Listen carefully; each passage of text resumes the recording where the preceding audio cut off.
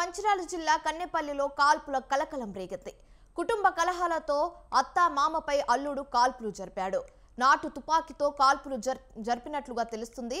అయితే అత్త మామ త్రుటిలో తప్పించుకున్నారు. కాగా నిందితుడి నుంచి బుల్లెట్లు స్వాధీనం చేసుకున్నారు పోలీసులు.